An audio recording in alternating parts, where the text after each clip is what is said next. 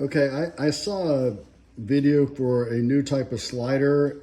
Thought I was going to try it today and thought, well, why not just go ahead and video in case it turns out good. I think it's going to be super easy. Here's what I'll be using and what you'll need if you try this. King's Hawaiian rolls.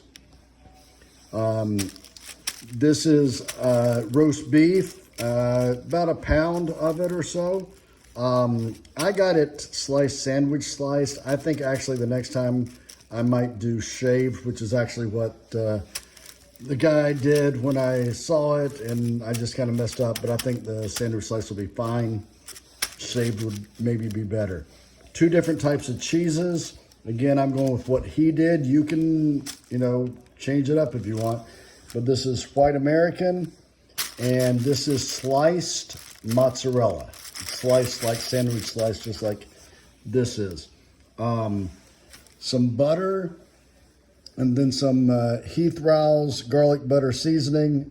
It doesn't have to be Heath Rowell's, that's just what I have. This, by the way, is the same seasoning that I used for the shrimp scampi pasta dish to season the shrimp. So, I already have it. And then some gravy.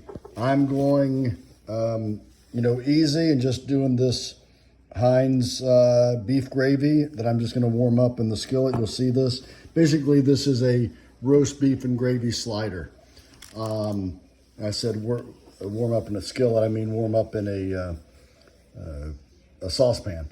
But at any rate, so this is what you need to start off with, and then I will take you bit by bit on how to do it. So anyway, those are your ingredients.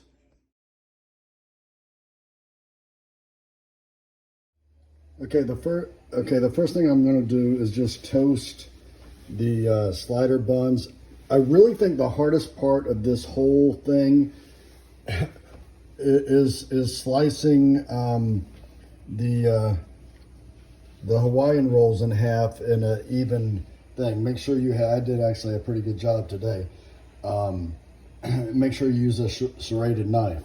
I'm going to toast these. I've got a little bit of bacon up in here. You can use whatever you want. You can use, butter, whatever. I'm just going to toast these a little bit in that. And then once that's done, I will start to assemble the sliders. This is going to be so super easy. Got as soon as I'm done with this, and again, I'm doing this, I've got a little griddle plate here. You could do it on a skillet or you can toast them in the oven. You can do however you want it. This is just the way I'm choosing to do it.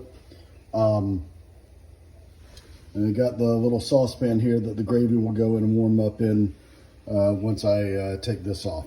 So this is going to be so easy, guys.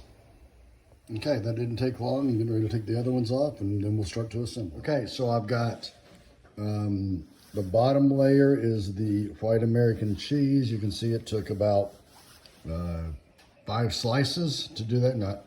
It took 5 slices to do this. Now I'm going to pile on the roast beef on top of this. Like I said, about a pound. I've got sliced. Next time I might use shaved. And then on top of that, you will see that I'm doing, and again, this is sliced mozzarella. I don't know if you can see that, it's pretty blurry, but anyway, that I will be putting on top of this. So next time I'm doing this, or next time you see the video, that's how it will be layered. Okay, so now you can see them layered. It's got the cheese on the bottom, the roast beef, the mozzarella on the top. And then what I'm going to do is I've got about a half a cup of butter here, and I've cut it, a half a stick of butter, and I've cut it into small things. I'm going to melt it. Always cover it when you are putting it in the microwave. And then I'm going to brush the top of these with the melted butter and then sprinkle this on it. And then wrap it up in aluminum foil and put it in the oven that is set at 350 while at the same time I'm warming up this gravy. So you will get to see all that, but that's what I'm going to be doing. Okay? I'm going to try to do this videotaping one-handed. You can see I've got the butter here. I went ahead and put these on aluminum foil, which I'm going to wrap them up in. So I got the butter here, and I'll be brushing the top of these with the butter. Okay, and then when I get done with that, I will sprinkle the garlic butter seasoning. I'm going to go off camera here so I can do a better job on this, but that's how I'm doing this. Okay. Okay, the top of them is buttered well. I don't know if you can see it in the video, but trust me, it is. And so now I'm just going to take this, sprinkle it. Okay, I'll do a better job when I get off camera with this as well, but that's the way it's going to look. And then I will wrap it up and then put it in the oven.